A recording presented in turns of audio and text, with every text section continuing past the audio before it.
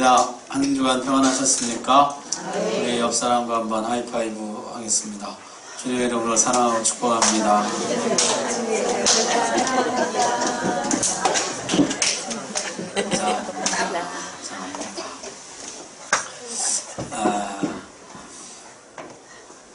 다윗은 이제 남쪽 2개 지파뿐만 아니라 북쪽 10개 지파까지 모두 아우르는 이스라엘 전체의 왕이 됩니다.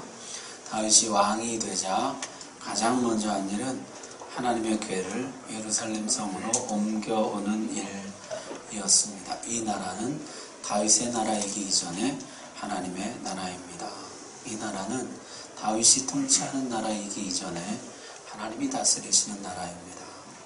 이 나라는 다윗 왕에게 충성을 맹세하는 나라이기 이전에 왕이신 하나님께 충성을 맹세하는 나라입니다. 왕의 보좌보다 하나님의 보좌가 더 존귀를 받으셔야 하는 나라이고, 왕이 높임을 받기 이전에 하나님이 경배를 받으셔야 하는 나라입니다. 다윗은 제일 먼저 이 사실을 모든 백성들 앞에 공포하고 싶었습니다. 그래서 그는 하나님의 궤, 언약궤, 법궤 찾았던 것이죠. 자, 이 법궤라는 거 우리가 한번 살펴보면요, 법궤는 모세가 만들었는데 하나님이 보여주신 그 모습 그대로 만들어서 지성소 안에 두었던 성물이죠. 지성소 안에 있는 유일한 기구는 법궤뿐입니다. 법궤가요, 이 가로가 112cm, 세로가 67.5cm, 높이가 67.5cm, 그러니까 요만한 낮은 상 정도 크기 되는 거예요. 높이가 한 67cm 밖에 안 되니까 이거 한 무릎 정도밖에 오지 않는 그런 직사각형의 작은 상 모양이었다는 것입니다. 근데 성경에 보니까 너희는 이 법궤 안을 들여다보지 말라 그랬어요. 이렇게 낮은 조그만 상이 앞에 있는데 들여다보지 말라는 건 뭐예요? 그 앞에 서 있으면 안 된다는 것이에요. 법궤 앞에서는 모든 사람이 앉아야 합니다. 무릎 꿇고 앉든지 엎드리든지 법궤 앞에서는 서 있어서는 안 됩니다. 자, 이 법궤 안에는요, 십계명을 적은 2 돌판이 들어있습니다. 하나님의 말씀, 하나님의 법을 담은 상자가 곧 법궤, 언약궤, 하나님의 궤인 것이죠. 법궤 위에는 시은자라 해서 하나님의 은혜의 보좌가 있습니다. 거기에 하나님이 임재하시고 거기서 하나님이 말씀하시는 것이죠. 따라서 법궤는 하나님이 임재하신 하나님의 보좌이고 만왕의 왕이 말씀하시는 왕의 보좌인 것입니다. 자, 그런데 이 법궤가 우여곡절을 많이 겪습니다. 사사시대 말기 아직 사무엘이 등장하기 전에 엘리 제사장 때 블레셋에게 한번 빼앗겼던 적이 있죠.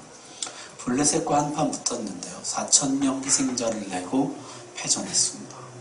이스라엘 슬퍼하면서 패전의 원인을 분석하는 중에 우리가 패한 것은 하나님이 우리와 함께 하시지 않았기 때문이라.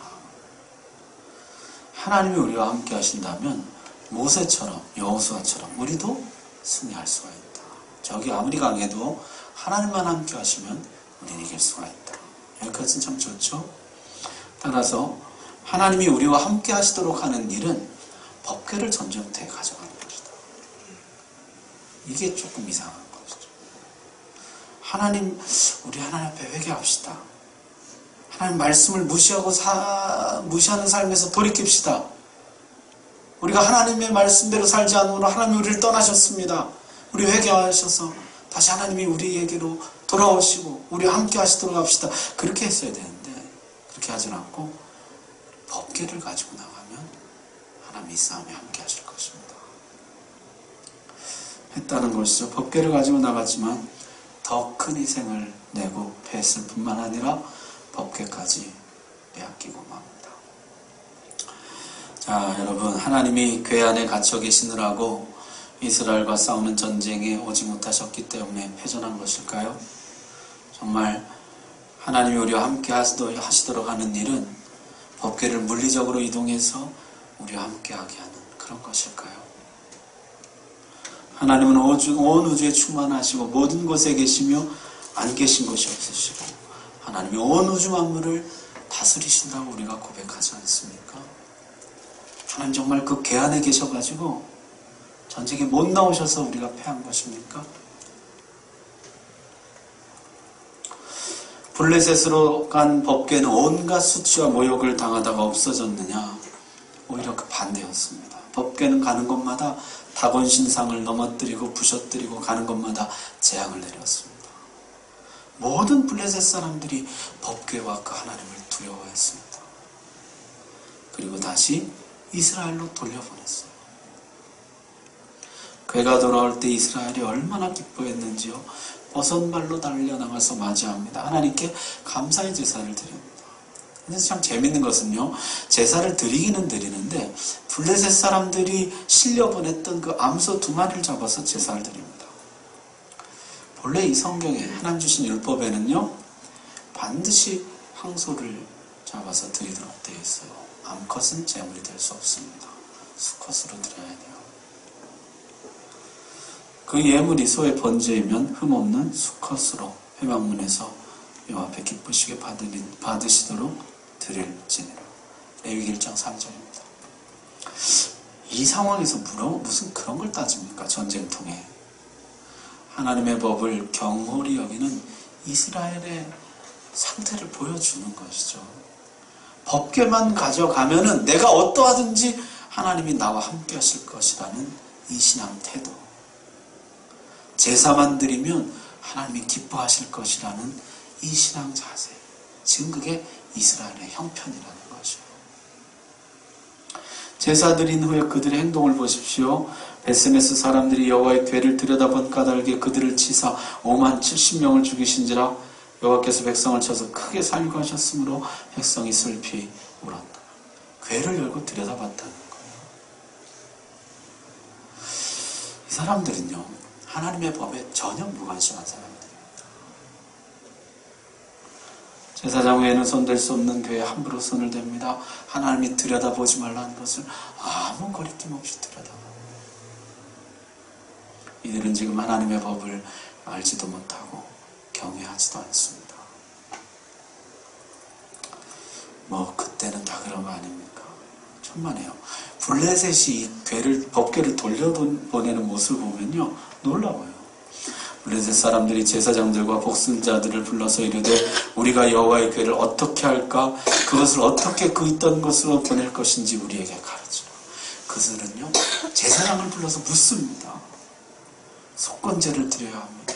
하나님의 신성을 모독한 것이니 속건제를 먼저 하나님께 드려야 됩니다. 속건제 드립니다. 속건제물은 무엇으로 해야 하는가? 5 성읍에 내린 전염병을 형상화한 금독종 5, 금쥐 5을 만들어 드려야 됩니다. 그럼 이게 어디서 나온 얘기일까요? 이스라엘이 광야에서 불뱀에 물렸을 때 뭘 만들죠? 놋뱀을 만들어 치유를 받거든요.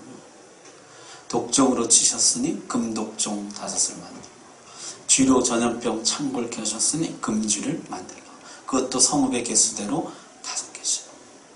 얼마나 철저히 연구하고 하나님 법대로 하려고 애를 썼는지 여러분 한번 보십시오. 이방인들은요, 하나님을 두려워하고 그 법대로 하려고 연구하고 물어보고 애를 쓰는데, 정작 하나님의 백성들은 하나님의 법을 가볍게 여기고 알려고 애쓰지도 않고 법대로 하려고 하지도 않습니다. 그렇게 돌아온 법궤가 지난 수십 년 동안 방치되어 있었습니다. 이 법궤를 옮겨올 때를 다윗이 노래로 만들어서 주께 드린 것이 시편에 들어와 있어요. 시편 132편 한번 가보십시오. 시편 132편.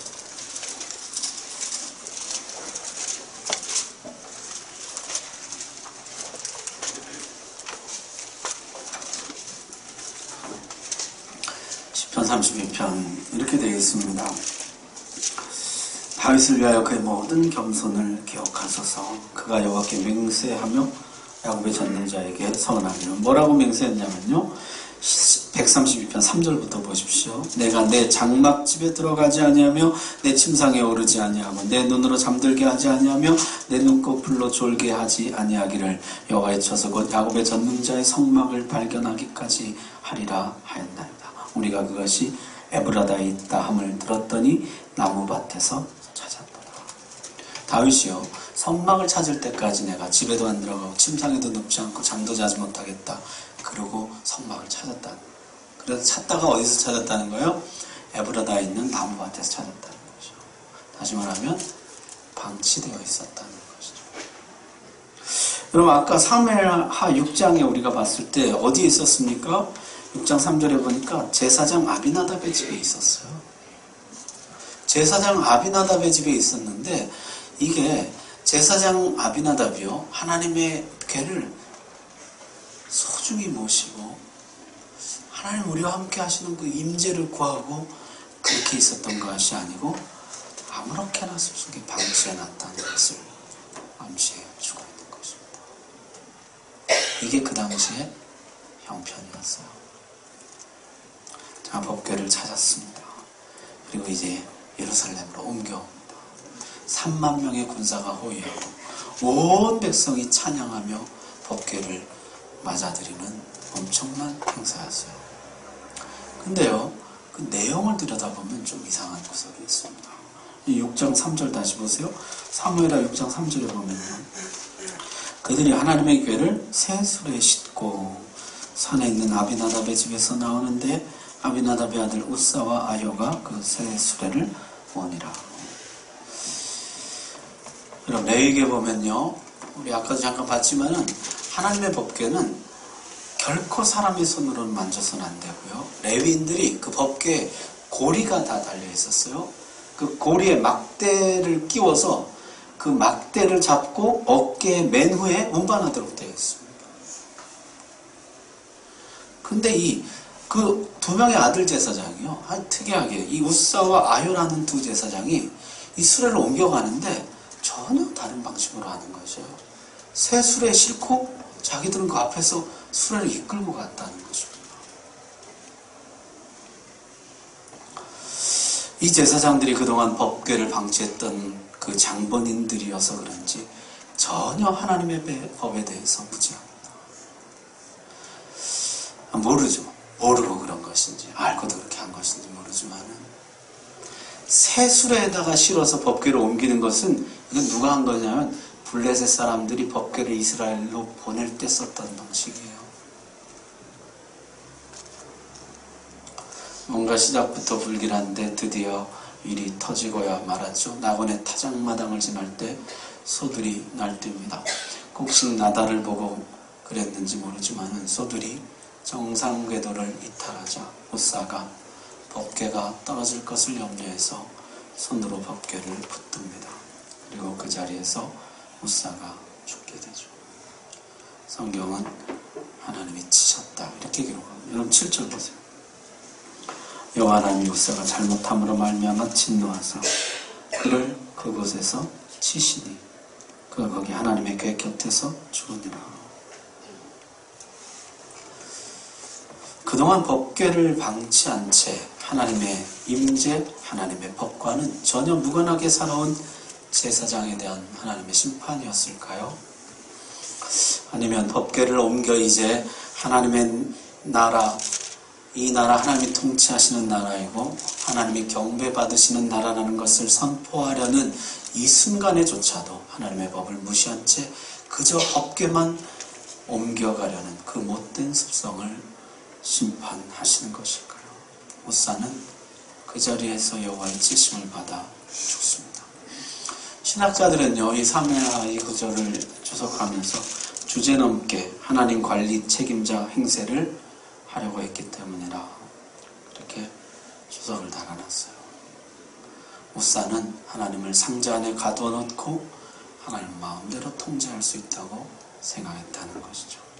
우사는 하나님이 법궤 안에 갇힌 참으로 무력한 신으로서 자신이 운반해줘야 이동할 수 있고 자신이 떨어지지 않도록 보호해주어야 자신을 지킬 수 있는 무력한 신으로 생각했다는 것이에요. 오늘날도 우사들이 많죠. 하나님 주인 행세를 하려는 사람, 하나님을 법궤 안에 가두어두고 내가 필요할 때만 꺼내다 쓰고 내가 운반에다 놓는 장소에만 있기를 원하고 내가 쓰러지지 않도록 보호해 주어야만 겨우 하나님 노릇을 할 수 있는 참으로 무력한 신으로 여기는 우사들이 오늘날에도 꽤 있습니다. 이들은 하나님의 법을 알려고 하지도 않고 하나님의 법대로 살려고 하지도 않습니다. 그저 법궤를 이용하려고 할 뿐이죠. 사실 우사는요, 이미 그 영혼이 죽어있는 사람인지 모릅니다. 오늘 우리는 성경에서 그의 육신의 죽음을 보고 있지만요, 그러면서 우리 놀라고 있지만은 사실 그는 이미 하나님 앞에 영혼이 죽어있는 사람인지 몰라요. 법궤 운반은 중단됩니다. 3달 후에 다윗은 다시 법궤를 운반해 오죠. 이번에는 본래 목적을 달성합니다. 13절 한번 보십시오. 13절에 보니까 여호와의 궤를 맨 사람들이 6걸음을 가매 다윗이 소와 살찐 송아지로 제사를 드리고 다윗이 여호와 앞에서 힘을 다하여 춤을 추는데 그때 다윗이 배에 에봇을 입었더라. 다윗과 온 이스라엘 족속이 즐거이 환호하며 나팔을 불고 여호와의 궤를 메어 오니라. 여기 보면은 이제 제대로 하고 성경이 말씀은 그대로 하고 있어요. 여호와의 궤를 맨 사람들이요. 여호와의 궤를 드디어 말씀대로 어깨에 메고 운반합니다. 그리고 6걸음을 갈 때마다 하나님께 제사를 드렸다는 것이요. 이번에는 소와 살찐 송아지, 성경의 말씀 그대로 하나님 원하시는 제물을 드립니다. 6걸음 갈 때마다 하나님 앞에 제사를 드리는데요. 14절에 보니까 다윗이 그 앞에서 제사하고 춤을 추고 찬송하는데 어디 앞에서 했다는 거예요? 법궤 앞에서입니까? 14절에 보니까 여호와 앞에서 그렇게 했다는 거죠. 다윗이 제사 드리고 춤을 추는데 그 경배의 대상은 법궤가 아니라 하나님이었다는 거죠. 그는 진실로 예배했고 진실로 찬양했습니다. 다윗은 지난 시간 참 많은 어려움을 겪었죠. 이때 성경에 그 다윗이 37살이라고 기록하는데 기름 부음 받은 때로부터 무려 한 30년 정도 지난 다음입니다. 사자와 곰으로부터 양떼를 지키고 자신을 깔보는 거인을 쓰러뜨리고 자신을 죽이려는 광기 어린 왕으로부터 도망다니면서 블레셋 속에 들어가 살면서 아말렉과 싸우면서 많은 어려운 시간을 보냈어요. 그러나 그는 하나님 앞에서 살았습니다. 결코 하나님을 내 마음대로 조종하려고 하지 않았어요. 하나님이 기름 부으신 자를 존중했습니다. 하나님이 일하실 때를 기다렸어요. 광야 10년을 조바심 내지 않고 기다렸습니다. 그는 하나님을 신뢰하고 하나님 앞에서 살아가는 법을 배웠습니다. 다윗은 언제나 하나님을 하나님으로 대하는 사람이었던 것이죠. 하나님 그 모든 날들을 지키고 인도하신 하나님을 다윗이 찬양하면서 이제 온 이스라엘의 왕을 삼으신 하나님께 감사하면서 그 하나님이 영원히 이 나라를 다스려 주실 것을 소망하면서 그는 하나님의 임재 속으로 하나님의 신비와 영광 속으로 들어가게 됩니다. 그럼 우리가요, 내 생각, 내 계획, 내 힘, 내 업적을 생각할 때 우리는 걷게 됩니다. 그러나 하나님의 계획, 하나님의 능력, 하나님의 행하심, 하나님의 역사를 생각할 때 우리는 춤추게 됩니다. 다윗이 여호와 앞에서 춤을 추면서 그 임재 가운데 들어갔다는 거예요. 만일 다윗이 지금 종교적인 직무를 수행하거나 국가 예식을 진행하는 마음가짐이었더라면 그는 근엄하게 법궤 앞에서 걸으며 엄숙하게 행렬을 이끌었을 것입니다. 그러나 그는 지금 완전히 하나님 앞에 몰입해 있습니다. 하나님을 이용해서 자신의 권위를 높이려는 것도 아니요, 예루살렘 성을 신의 도성으로 만들려는 고도에 계산된 정치 행위도 아니었습니다. 그는 그저 하나님 앞에서 반응하면서 찬양하면서 하나님을 경배하고 하나님을 높이고 있었던 것입니다. 거기 이 모습을 지켜보던 한 사람이 또 나오죠. 그의 아내 미갈이었습니다. 다윗이 법궤 앞에서 덩실덩실 춤을 추는 광경, 하나님의 백성들과 어우러져서 흥겁게 찬양하는 모습을 지켜보았습니다. 그리고 업신여겼습니다. 왜 좀 더 왕다운 품위를 지키지 못하는 것일까? 왜 다른 나라 왕들처럼 처신하지 못하는 것일까? 왜 좀 더 왕답게, 좀 더 중요한 인물답게 행동하지 못하는 것일까? 미갈은 다윗의 추는 모습을 보고 처음에는 당황했고 나중에는 경멸했습니다. 한 신학자는요, 미갈에 대해서 이런 말을 남겼어요. 귀먹은 이들은 언제나 춤추는 이들을 경멸하게 마련이다. 하늘의 음악 소리가 들리지 않는 사람, 하나님의 영광을 보지 못하는 사람에게 춤추는 다윗의 모습은 도저히 이해할 수 없는 왕의 모습인 것이죠. 차라리 우사처럼 법궤 옆에서 고상하게 걸었더라면 하나님이 아니라 백성들의 이목을 주시하면서 이 의식을 통해서 왕으로서의 지위를 보다 견고하게 하려는 목적을 가졌다면 얼마나 더 품위 있고 체신 있게 행동했을까. 그러나 아무것도 개의치 않고 어떤 정치적인 고려나 계산도 없이 그저 찬양하고 즐거워하고 춤추는 다윗을 경멸했습니다. 여러분, 23절 이 이야기는 이렇게 끝나요. 그러므로 사울의 딸 미갈이 죽는 날까지 그에게 자식이 없으니라. 성경은 놀랍게도 이런 미갈을 가리켜서 다윗의 아내 미갈이라 쓰지 않고 사울의 딸 미갈이라고 쓰고 있습니다. 이게 바로 사울의 특성이고 사울의 마음가짐이라는 것이죠.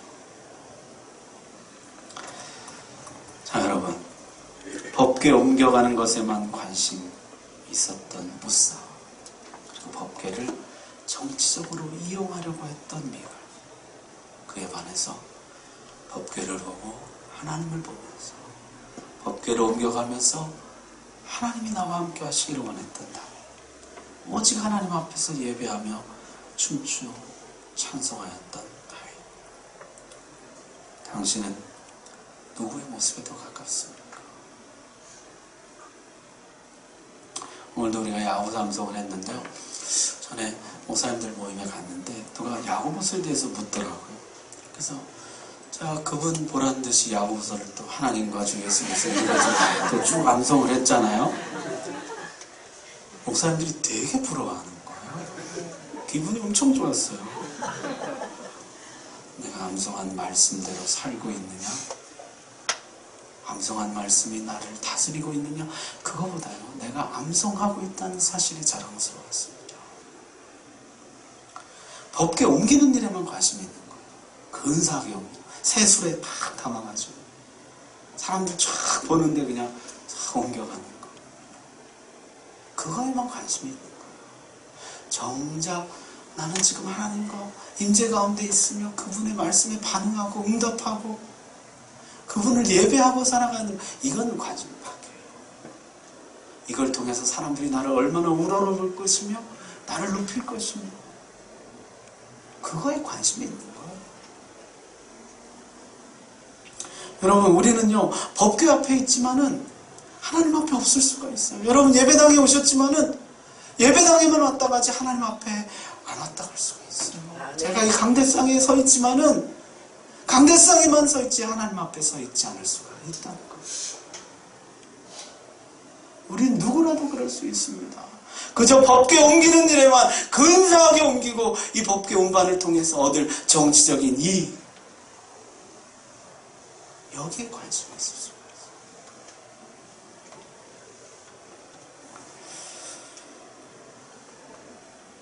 법궤 앞에서가 아니라 여호와 앞에서 춤추고 예배하고 하나님을 높이고 하나님 기뻐하신다. 여러분, 좋은 교회가 신앙의 차이입니다. 좋은 교회는요 종교를 이용해요. 근사한 종교를 운반하는 일에만 관심이 있거든요. 신앙인은요, 정말 내가 하나님 앞에 반응하고 있는가, 나는 하나님 앞에서 살아가고 있는가, 그 임재 앞에서 살아가고 있는가, 이것에 관심이 있어요. 다윗처럼 하나님 앞에서 반응하고 예배하며 살아가는 저 여러분 되길 바랍니다. 우리 찬송하기도 합시다.